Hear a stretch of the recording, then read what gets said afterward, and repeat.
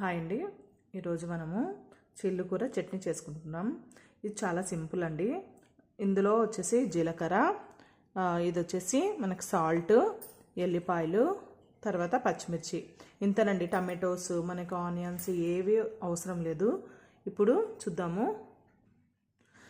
ఇప్పుడు మనము చిల్లుకూర పచ్చడి చేసుకుందాము. ఇది ఆరోగ్యానికి చాలా మంచిదండి.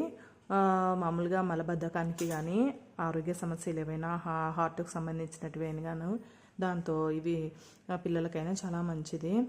చేసుకొని హ్యాపీగా వారానికి ఒకసారైనా చేసుకొని తినాలండి. ఇది మామూలుగా చికెన్కైనా మటన్కైనా కూడా చాలా బాగుంటుంది. మనము ఇలాగా మనకి తినకపోతే పిల్లలు మనం ఇలాగా చేసుకొని పచ్చడి అయినా చేసుకొని పెట్టవచ్చు పిల్లలకి. ఇప్పుడు చూద్దామండి. ఇప్పుడు ఇలా బాండి పెట్టుకోవాలి. ఇందులో స్టవ్ ఆన్ చేసుకొని ఇప్పుడండి ఈ బాండి వేడైన తర్వాత మనం ఇందులో ఆయిల్ పోసుకుందాం. ఆయిల్ అంటే ఎక్కువగా అవసరం లేదండి, మనకి ఎంత కావాలో అంత చూసుకొని వేసుకోవాలి.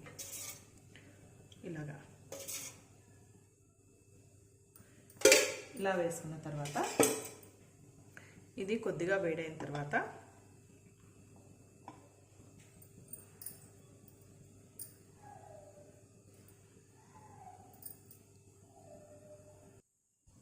ఇప్పుడు వేడైంది.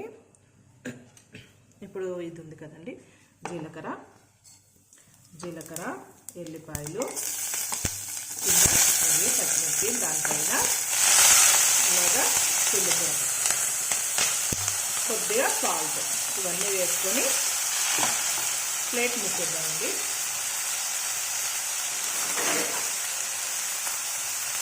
ఇప్పుడు ఇది కొద్దిగా సిమ్లో పెట్టాలి. సిమ్లో పెట్టేసి ఇలాగా ప్లేట్ మూసుకోవాలి.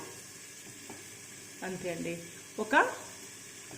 ఒక 10 మినిట్స్ చాలు. ఇందులో వాటర్ ఎట్లా ఉంటే మనం క్లీన్ చేసి ఉంటాం కదా, ఇంకా వాటర్ అవసరం లేదు. ఇలా ఒక 10 మినిట్స్ లేదా 5 మినిట్స్ తర్వాత అయినా ఓపెన్ చేసి చూడొచ్చు.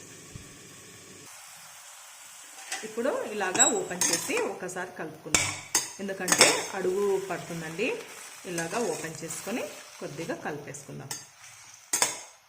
కానీ ఇది చాలా టేస్ట్గా ఉంటుంది. నేను చిన్నప్పటి నుంచి తింటున్నానండి. చిల్లుకూర అన్ని కూరల కంటే చాలా చాలా టేస్ట్గా, ఇది కానీ పాలకూర కానీ చాలా టేస్ట్గా ఉంటుంది. ఇందులో వచ్చేసి మటన్ చేసినామనుకోండి, ఇందులో వేసుకొని అలాగైనా పిల్లలు తింటారు. చట్నీకైనా కూడా బాగుంటుంది. మామూలుగా పప్పుకు కూడా వేసుకుంటారండి. ఇది ఏ రకాలుగా అయినా ఎన్ని రకాలుగానైనా యూజ్ చేసుకోవచ్చు. చాలా బాగుంటుంది చిల్లుకూర. పిల్లలకి మోషన్స్, ముఖ్యంగా ఆకుకూర అండి. ఆకుకూర చాలా బాగా తినాలి పిల్లలు.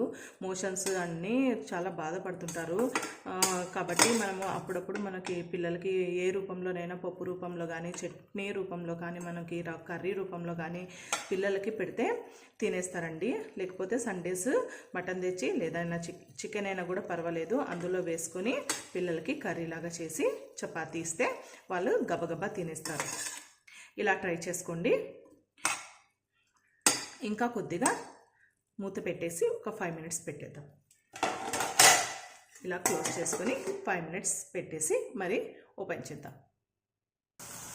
చూడండి, ఇప్పుడు ఇలా అయిన తర్వాత ఇంకా కొద్దిగా దగ్గరికి కానిద్దాం. కొద్దిగా అంటే ఇలాగంటే దగ్గరకు అవుతుంది.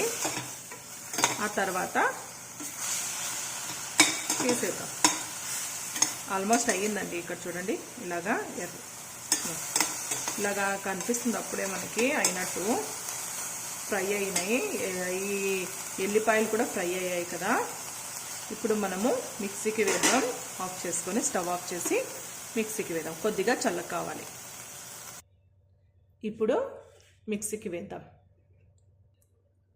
ఇప్పుడు మిక్సీకి వేసాను. ఇప్పుడు ఓపెన్ చేసి చూద్దాం. ఇప్పుడు చూద్దామండి. చూడండి, ఇలా కావాలి.